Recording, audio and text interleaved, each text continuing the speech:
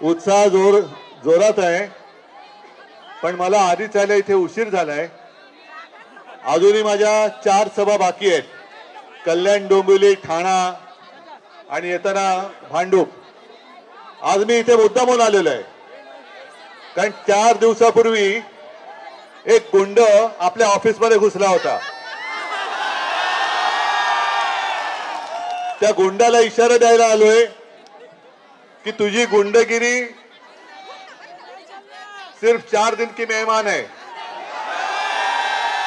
पुढच्या आठवड्यामध्ये तू रस्त्यावर असणार आहेस आणि महाविकास आघाडीचं सरकार तिकडे मंत्रालयात असणार आहे। आता तुझी गुंडगिरी सगळी जनता बघते, पण येत्या 4 दिवसात याद राख, जर का माझ्या शिवसैनिकाच्या केसाला जरी धक्का लागला तर मग सरकार आल्यानंतर तुझं काय करायचं ते मी बघतो। आज मी मुद्दामून नसीम भाई साठी इकडे आलेलो आहे, कारण इकडे सुद्धा आपल्या समोर कोण उभा आहे? गद्दार, ज्याला गेल्या वेळेला आपण निवडून दिला होता आणि त्यांनी केवळ माझ्याशी नाही तर तुमच्याशी सुद्धा गद्दारी केलेली आहे। दुर्दैव आपलं की आपण त्याच्यावरती विश्वास ठेवला होता। मला अजून सुद्धा आठवतंय की जेव्हा मी वर्षा बंगला सोडला आणि मातोश्रीकडे निघालो, मी गाडीत बसलो होतो, मला कोरोना झाला होता। त्यावेळेला हा गद्दार तोंड घालून रडल्याचं नाटक करत होता, साहेब मी जाणार नाही, साहेब मी जाणार नाही। आणि दुसऱ्या दिवशी पाय शेपूट घालून पळाला। हे शेपूट घालून पळणारे हे नामर्द असतात, गद्दार असतात। आज गद्दार तिकडे गेले तरी इकडे बघा केवढी सगळे मर्द उभे राहिलेले आहेत माझ्यासोबत। आणि नसीम भाई, तुमचा विजय नक्की आहे। आजपर्यंत आपण लढत आलो, फक्त इकडे सगळे झेंडे दिसत आहेत बघा। शिवसेना आहे, काँग्रेस आहे, राष्ट्रवादी आहे, अगदी माझ्या बौद्ध समाजाचा सुद्धा आहे, आरपीआयचा सुद्धा आहे, समाजवादी आहे, सगळेच आहेत।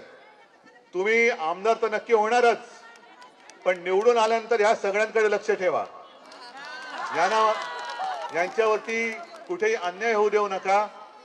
ज्या ज्या काही समस्या या विभागाच्या आहेत त्या सोडवण्यासाठी आपण एकत्र आलेलो आहोत आणि एकत्रितपणाने या सगळ्या लोकांचा विश्वास जो आहे तो सार्थ ठरवूया।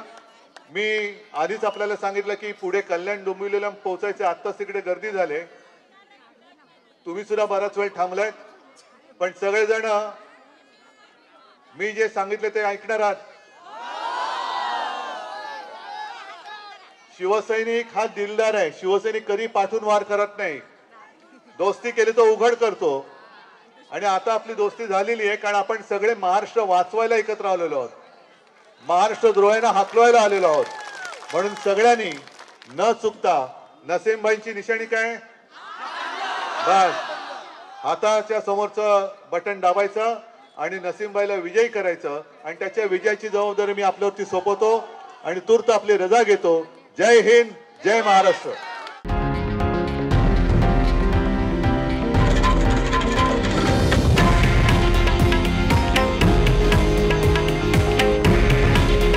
हे आहे देशातील नंबर 1 न्यूज नेटवर्क आणि आपण पाहत आहात TV9 मराठी। काळजी तुमची, हित महाराष्ट्राचं।